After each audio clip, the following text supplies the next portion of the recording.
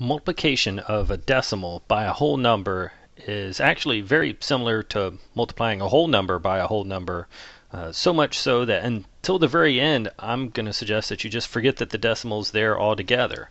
Right off the bat, when we line up the problem, it is lined up on the right hand side not by the decimal but by the number of digits. So the 4 only has the 1 digit, 343 has the 3 digits, but we line it up along that right hand side. And again, we just kind of forget about those decimals until the very last step. So forgetting about the decimal and remembering whole number multiplication, I only have 1 digit on the bottom, so my first multiplication is going to result in a digit right below that 4.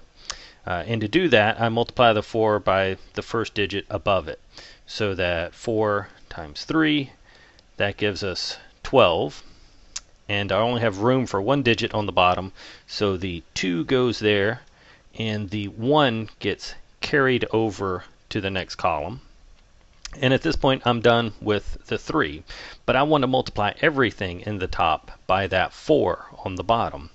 So for the next one, I start off with the 4 times 4, multiplying this way, and that gives me the 16. But keep in mind, I had that 1 that I had carried over, so I still have to add that to give me my 17. And this digit goes the next place value over. 17, I only got room for 1 digit down here, so I put the 7 and carry that 1 over to the next term. And then I repeat the process. The next time I'm going to multiply the 4 times this 3. 4 times 3 gives me 12 again, but I do have that 1 that I carried, so I have to add. That gives me 13. Now this time, since I don't have anything else to multiply, I can go ahead and put both the 3 and the 1 down there. And if these were both whole numbers at this point, I would be done.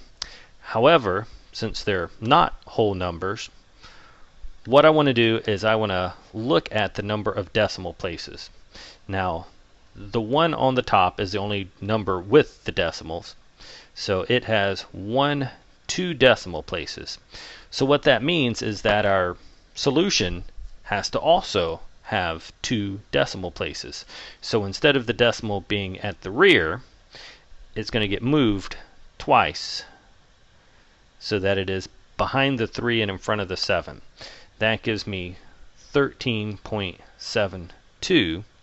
My answer has 2 decimal places, just like the decimal along the top.